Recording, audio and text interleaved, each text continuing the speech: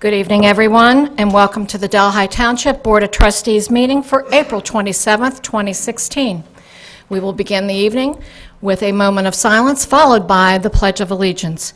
Tonight's moment of silence is dedicated to the safety and well-being of all of our safety service personnel in both the Delhi Fire Department and the Delhi Police, with special gratitude paid to those officers who paid the ultimate price, Mr. John Bechtold of the Delhi Township Police Department and firefighter Brian Shire of the Delhi Township Fire Department. Both lost their lives in the line of duty. So if we can have a moment of silence followed by the pledge. Thanks.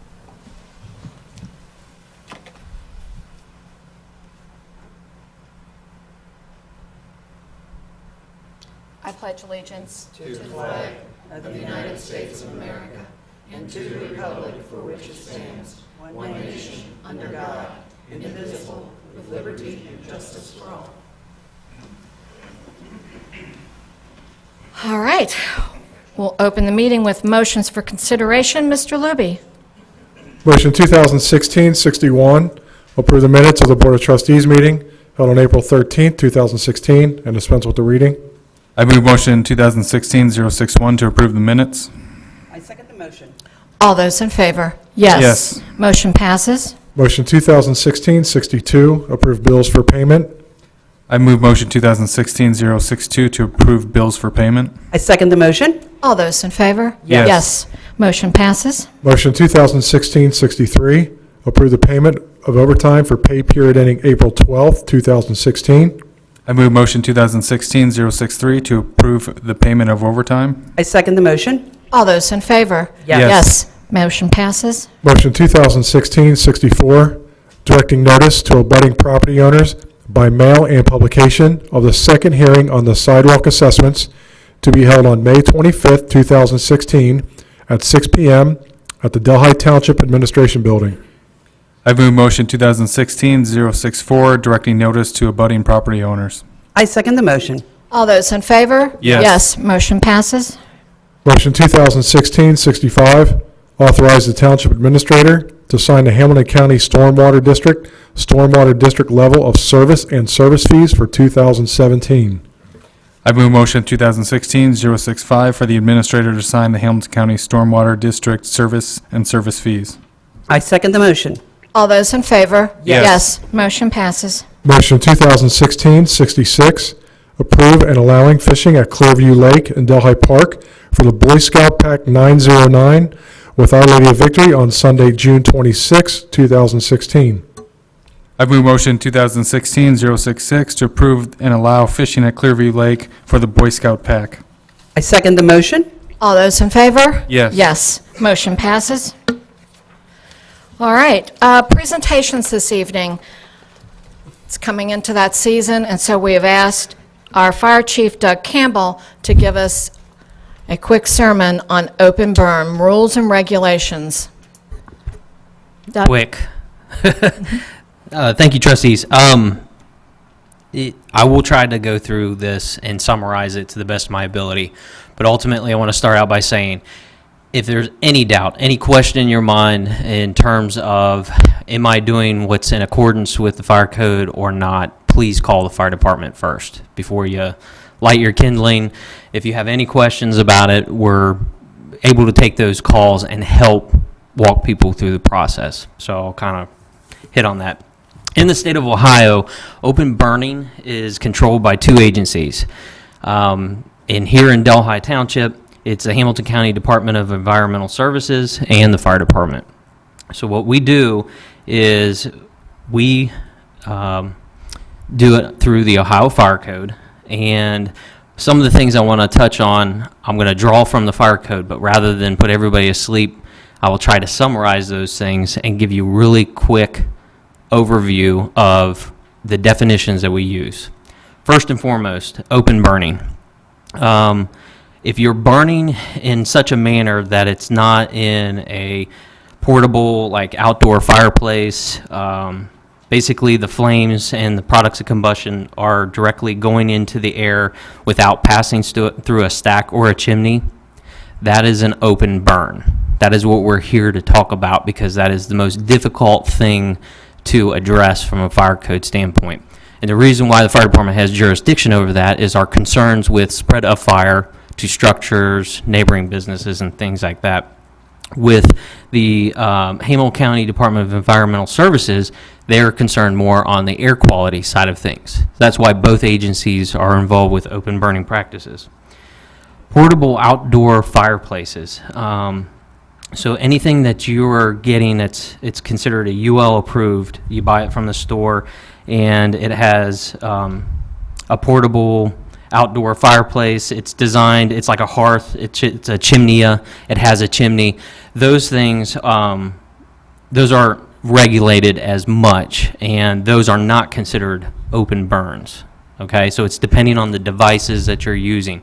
So if you go to the store, you buy a chimney from a Home Depot or a local hardware store, what you'll find is as long as you're burning seasoned firewood in those devices, the only thing that if we can regulate from a fire code standpoint is if it's in a commercial structure or commercial setting, that it has to be so many feet away from the structure. But if it's at your home, you can essentially have it 5 feet away. So that's kind of the distinctions that we have with those. So think about the type of devices that are out there. Those are not considered open burning. Finally, recreational fires, as long as you are not burning rubbish, tree trimmings such as small, fine grass, leaves, those type of things. And we've seen the difference between seasoned firewood and grass, the amount of smoke difference that puts off on those two fuels.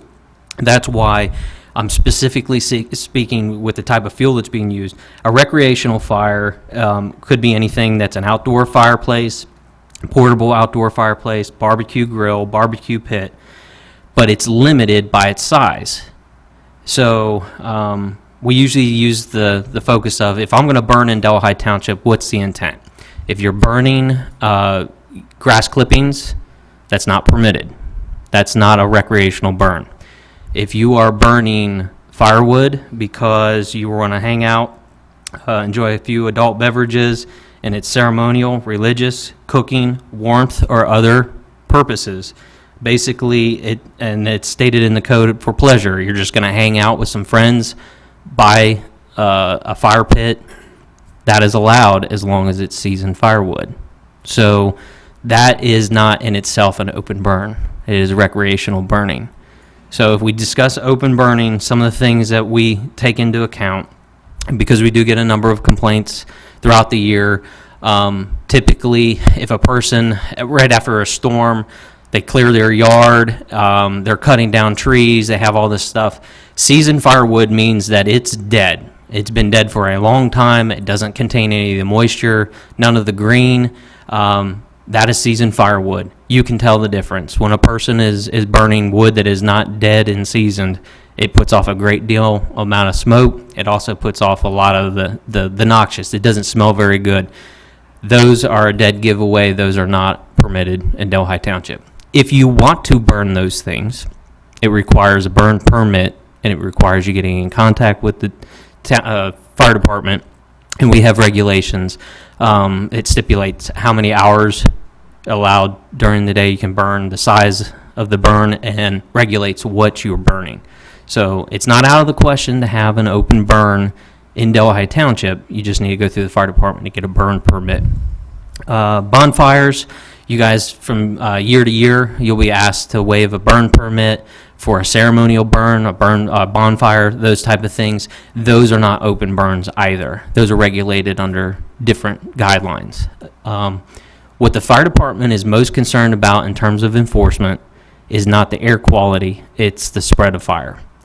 That's why when we talk about recreational burns, and I have one in my backyard, we want it 3 feet in diameter or less, and no higher than 2 feet of fuel. So if you have this huge pile, 8 feet high by 5 feet wide, that's not going to fly either. That's not within the code, and we'd have you extinguish that as well.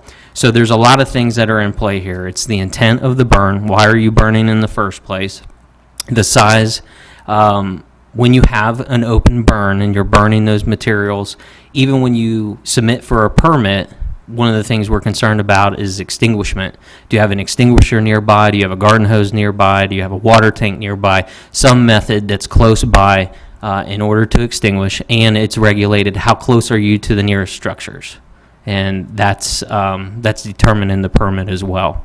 One of the things that we do have the ability to enforce, and the code calls specifically prohibited open burning. It says open burning that is offensive or objectionable because smoke emissions or when atmospheric conditions or local circumstances make such fires hazardous shall be permitted.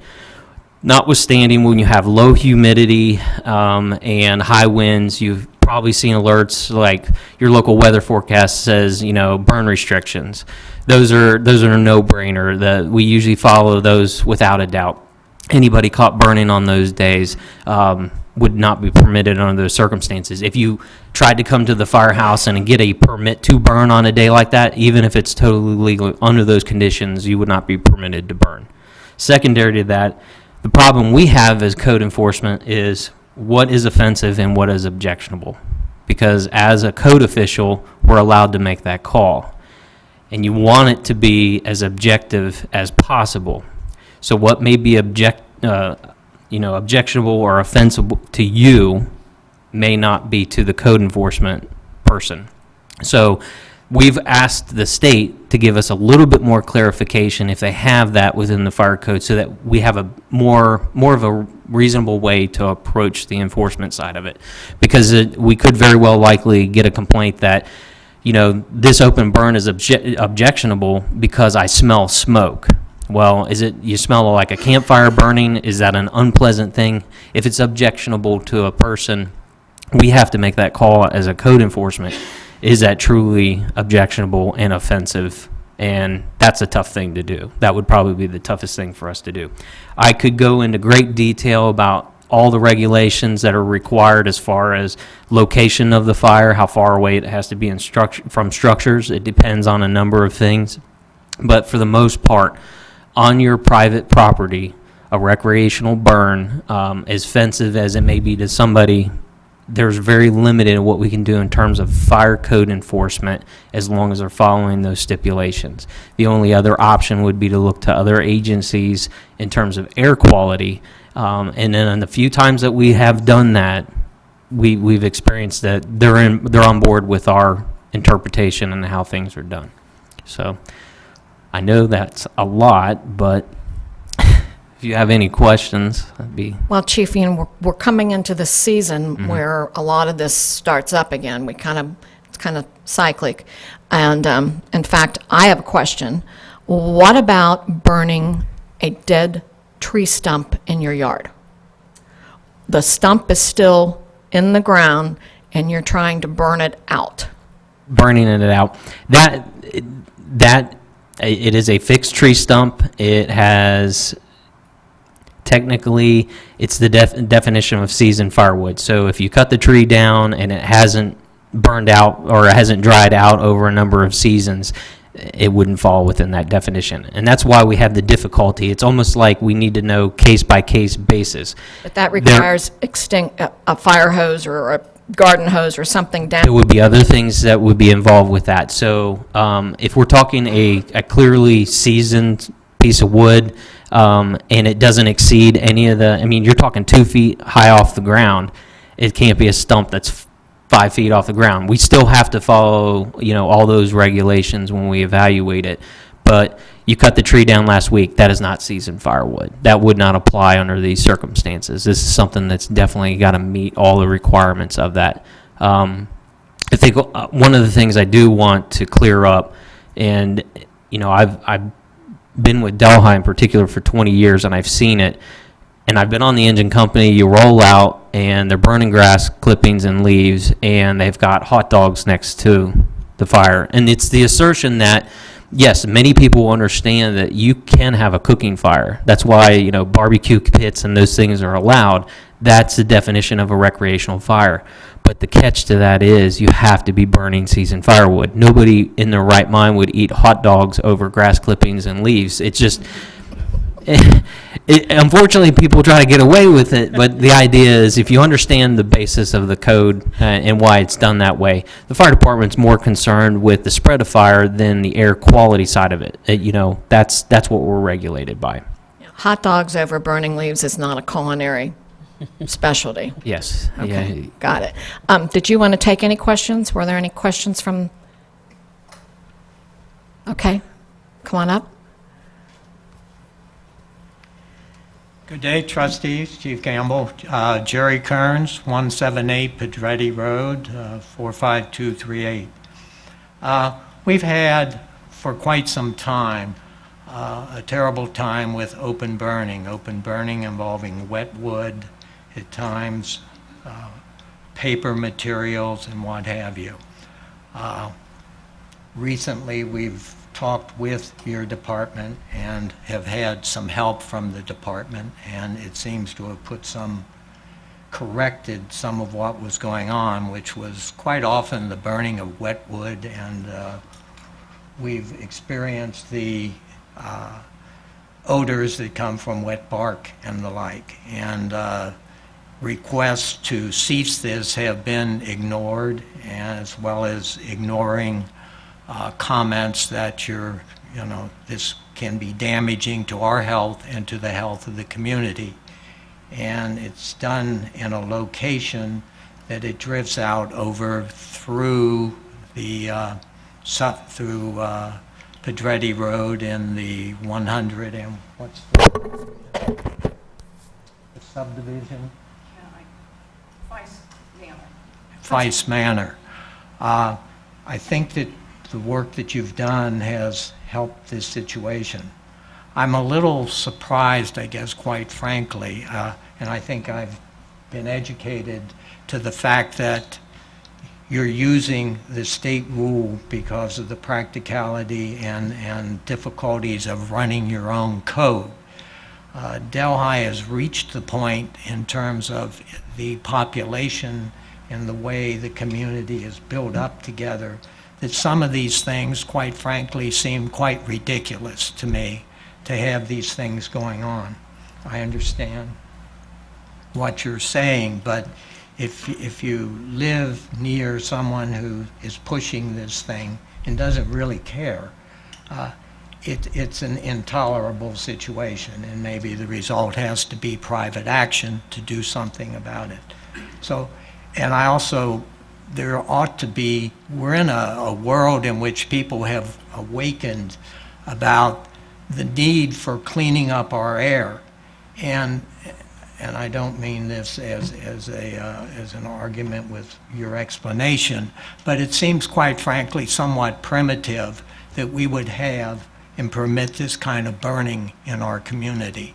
I mean, the whole world is waking up to the necessity of keeping our air clean, and I would suggest that there should be some other tools given to our department that would permit a clear standard that could, or simply cut out a lot of this burning, especially when you get into the open burning and the like. And the idea, I guess it's for you to determine when an open burning of burning piles of lumber and wood that has just blown down, and we've had that recently.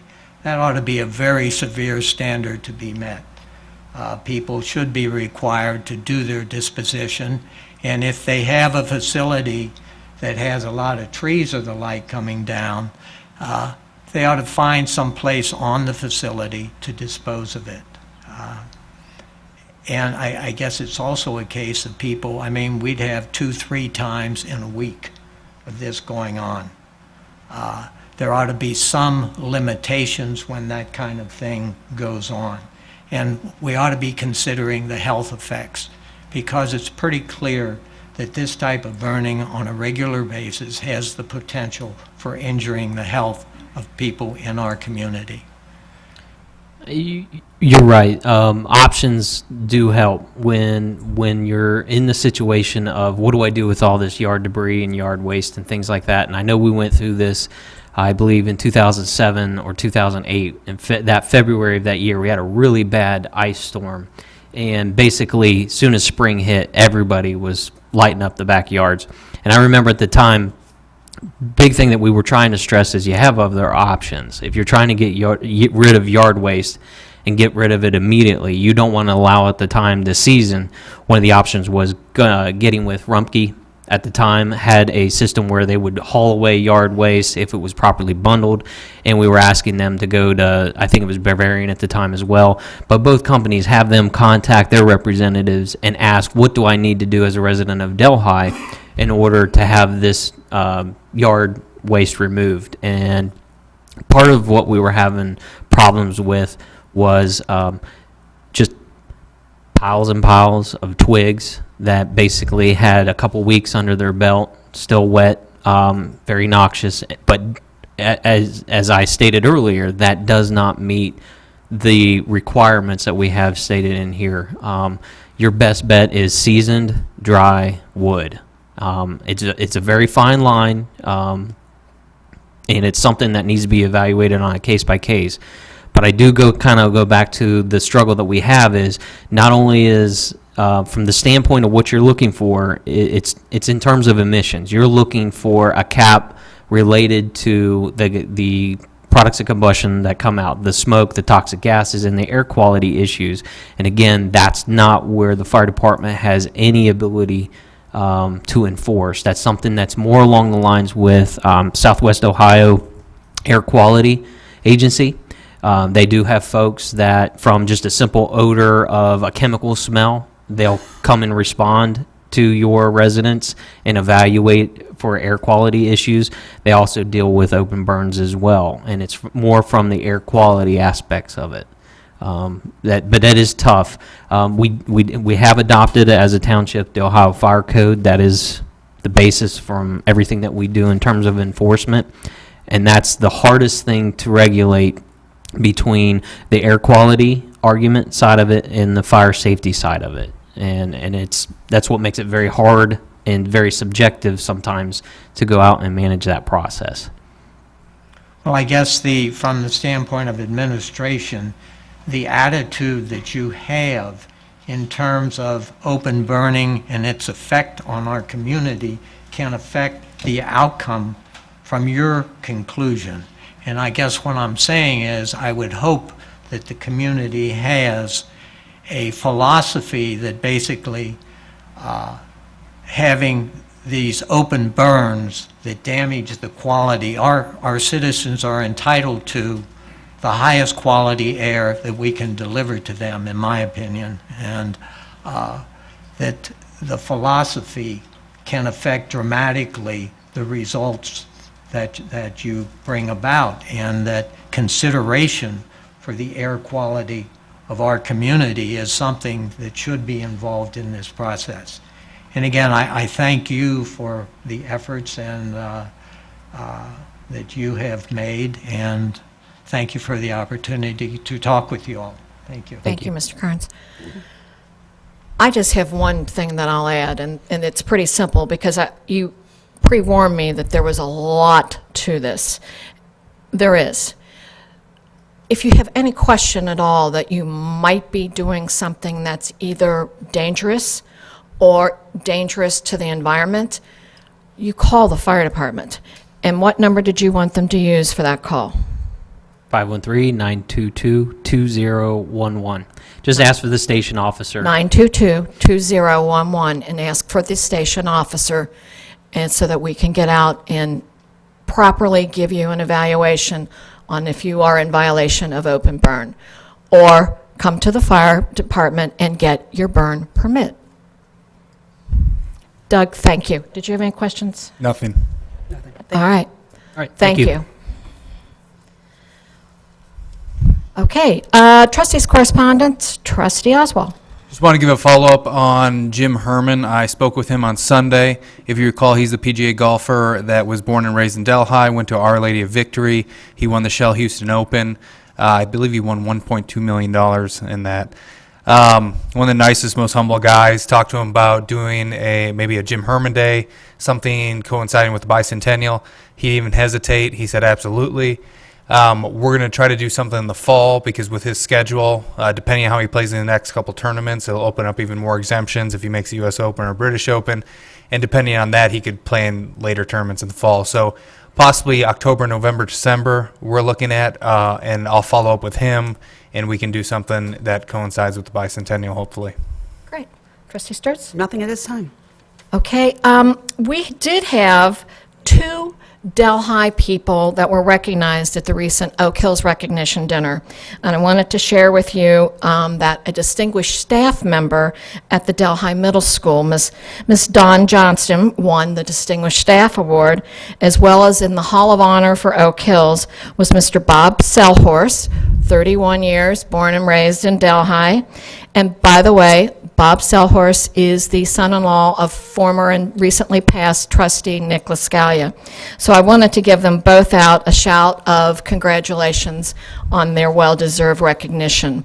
Also, congratulations goes to the Delhi CERT team for a very successful disaster drill. So thanks for keeping us safe, Delhi CERT team. Okay, report from the fiscal officer. No report. All right, no public hearings, no reports from departments, so we'll begin with the reading of the resolutions. Mr. Luby.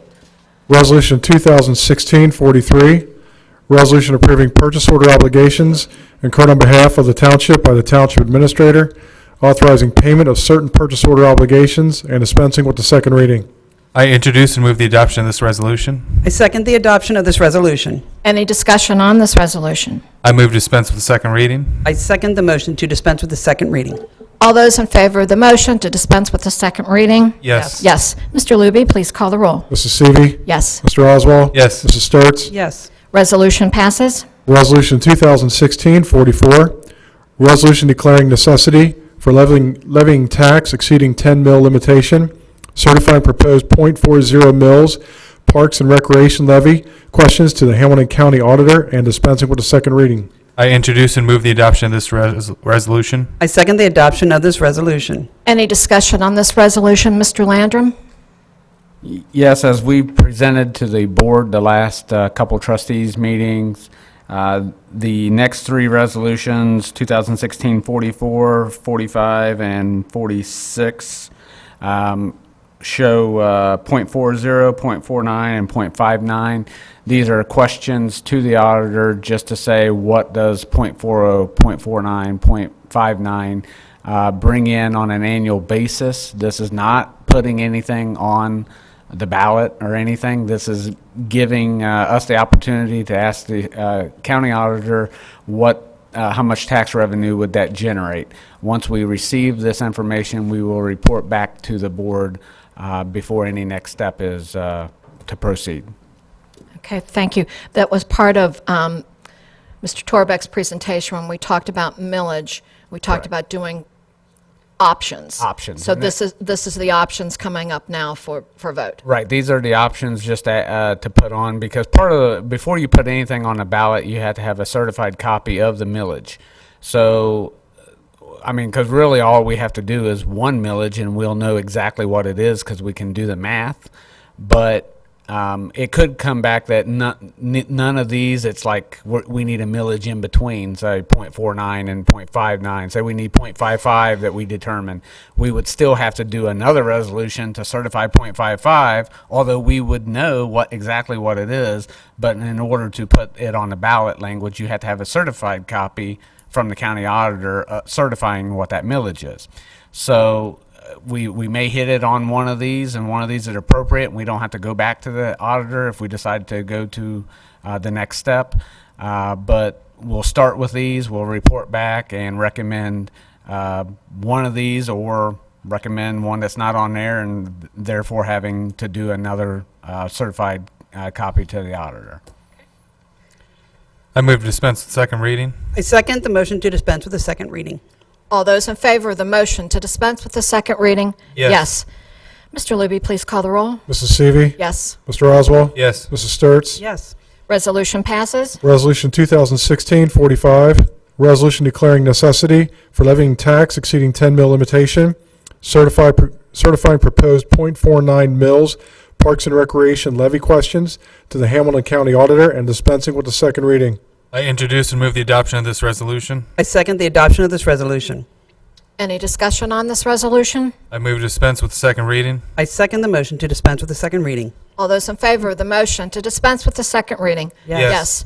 Mr. Luby, please call the roll. Mrs. Seavey. Yes. Mr. Oswald. Yes. Mrs. Sturts. Yes. Resolution passes. Resolution 2016-46, resolution declaring necessity for levying tax exceeding 10 mil limitation, certifying proposed .59 mils Parks and Recreation levy questions to the Hamilton County Auditor and dispensing with the second reading. I introduce and move the adoption of this resolution. I second the adoption of this resolution. Any discussion on this resolution? I move to dispense with the second reading. I second the motion to dispense with the second reading. All those in favor of the motion to dispense with the second reading? Yes. Yes. Mr. Luby, please call the roll. Mrs. Seavey. Yes. Mr. Oswald. Yes. Mrs. Sturts. Yes. Resolution passes. Resolution 2016-47, resolution authorizing software subscription agreement with Page Freezer Software, Inc. for records compliance pertaining to website and social media sites, authorizing the Township Administrator to execute necessary documents, and dispensing with the second reading. I introduce and move the adoption of this resolution. I second the adoption of this resolution. Any discussion on this resolution? Mr. Landrum. Isn't technology just great? Social media has created its own need to open records compliance. We want to be able to have open records as far as to save data. So we have something on Facebook, and whatever Facebook could delete it, or actually, if you make a comment on Facebook, you know how you can go back later on and even though it's not our comment, the comment doesn't belong to us, but it was made on one of our, say, links or whatever, that the owner can go back and delete it. But then that kind of, might break, open compliance as far as information law. So basically, this program will help us to keep open and keep our records in compliance on our Facebook page, our Twitter pages, and our website. Not most of our website material is duplicate, meaning we have it in-house, but when we type directly on our Facebook page, it's not a PDF or it's not something else like that. Web pages change throughout the years, and basically this program takes a snap picture of everything all the time and stores the data so that you can go back in time, in history, and look at a web page or Facebook page, Twitter page. I don't know exactly how it works, but that's pretty much how it works. That you can then look at what was there on that date and time. And therefore, if a public information request came in, I want to know what was on your blank page at blank time, we would be able to retrieve that data, because you might try to go back and look in the history like as of today and it could be gone. Somebody could have deleted their own comments or something like that, but this would help to retain that type of information. So this is a new program for us. This is a new program for us. We're kind of new into the social media. We started about a year ago or so on Facebook and Twitter, and I mean, everybody appreciates that, all the information we get out. But this is something all the government entities or public entities are dealing with. That there's more to it on social media than just getting the word out as comments are made or as information is provided. That we still have to maintain those as public records. But Auditor Yost's office hasn't really demanded this or required this. We're just getting out ahead of it. Well, I mean, you could under public law, retention law, you could say that it is supposed to be. Now, we're not hiding anything. We don't delete Facebook pages. The system we have built in, doesn't allow posts of cursing, and it already has language restrictions and that kind of stuff. And worst case scenario, I think I've hidden 2 comments in the year and a half that we've been doing this, and that's just hidden. I didn't delete them, I hid it. And the owner of the comment could still see it and their friends, but other people that weren't friends of that, we've had racist comments, pretty severe. So most of the time we are freedom of communication and public speaking, have at it, but if it crosses that line of insulting and racist comments and stuff like that, we do hide that from us, because that's, as a public entity, we shouldn't allow that. We really restrict that. But this is really, again, going back to our retention and public information that we're trying to make sure that we abide by the law. And I think we're good now because we haven't had our accounts too long. But as people know, as you go along in Facebook, it gets harder and harder to go back 3 years ago and look, and then if somebody did delete their own post, or Facebook decides, this is too much memory, let's start wiping out stuff. We can't control that. So this will help us with those type of occurrences. Thank you. I move to dispense with second reading. I second the motion to dispense with the second reading. All those in favor of the motion to dispense with the second reading? Yes. Yes. Mr. Luby, please call the roll. Mrs. Seavey. Yes. Mr. Oswald. Yes. Mrs. Sturts. Yes. Resolution passes. Resolution 2016-48, resolution authorizing the Township Administrator to enter into a GMP amendment with Turner Construction related to the new Greenwell Avenue Fire Station project and dispensing with the second reading. I introduce and move the adoption of this resolution. I second the adoption of this resolution. Any discussion on this resolution? Mr. Landrum. Well, this is the last step before we actually begin the construction of the site at 440 Greenwell Avenue. It will be replacing the current, we almost like to call it a lean-to, but it does have a lean-to on it.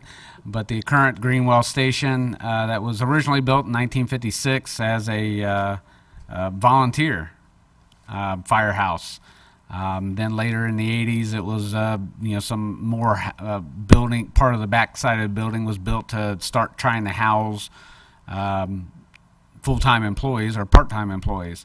But, it never has really been compliant with, we love to have, some female fire personnel, which we don't have at this time, but if we did, it'd be this room on housing is one open room with little dividers, so no privacy whatsoever, and also it can't house the current and latest kinds of equipment fire needs. The thing about this area of our township at 440 Greenwell, one of the most important things about this land that we identified is that it is still in our general, very close. It's just down the street from this current firehouse, so it helps us stay in the exact same area that we have been to service.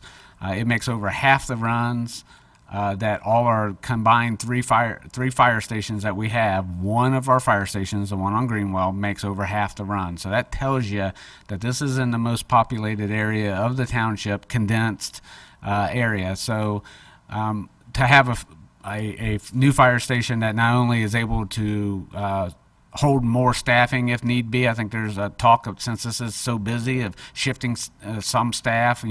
Chief will have a plan, but it has expansion. Also, we'll have more room for the bigger trucks. It would be able to fit the Quint in there if we needed. We're good luck on that on the other. So this is exciting. We do have a groundbreaking ceremony. We're planning on May 18th at 1 p.m. We do invite the public. The trustees are very happy.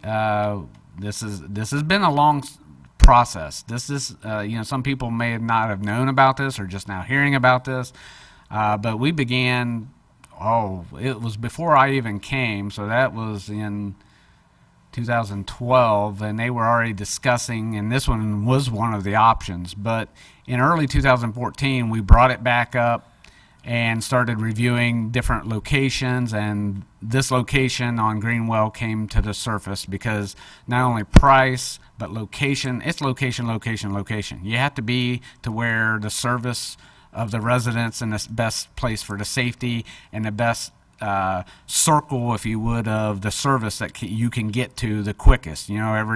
What you say, Chief, every minute fire doubles. So, if you're a minute away from it too far, tell that to people that lose their lives because of that. So we're very happy about this. This is the GMP, guaranteed maximum price. And, we're public with this, the guaranteed maximum price. Nobody fall out of your chair. Believe me, we paid more for the Rapid Run Fire Station. I will say this, we paid over $3.7 million. We had to go back in 2000 and, what, Chief, was that, 2001? 2001 for the Rapid Run fire station was over $3.7 million. Now, inflation and cost of everything, unfortunately, things have started to go back up. Competition, they're building huge, monstrous schools and everything else. The concrete work and everything is so busy now. So, Turner really went out and tried to squeeze the bids. They're a big company, so they did put the squeeze to get the best pricing they could. And we do have some land prep to do because of the land that we bought is sitting on some soft soil. So we do have to scrape it down a little bit and put some crushed limestone and compact. And so we do have a little bit more land prep than we had planned for. But the guaranteed maximum price on the project to build the firehouse is $3,598,112. And of course, this will be paid for out of TIF. TIF funds will pay for that. We'll pay some out of reserves of TIF, and then we've already, of course, earlier in the year in January, we took out a bond for $2.5 million that will be paid for over the next, was it 10 years, 8 years? 9 years. 9 years. I'll split the difference. 9 years by TIF funds again. So it is all TIF funds. We got a good percentage rate. We didn't want to totally drain TIF cash reserves because we do utilize that for economic development purposes as well. So that's it. We welcome everybody. We are getting a press release ready. Hopefully we'll release that by Friday. We welcome the community and out for the groundbreaking, and hopefully it's never as quick as you want. President CV. So it's never as quick as we want. She wanted it. She was hoping at the end of the year be part of the bicentennial, but it's just not physically possible. We spent some additional time trying to get the price down, trying to make changes, trying to do what we could, and that delayed it a little bit. But we hopefully will be in it. The ending date tentatively right now is March 1st of 2017. So hopefully we'll have it under roof by the end of the year, so we'll be internal before winter hits.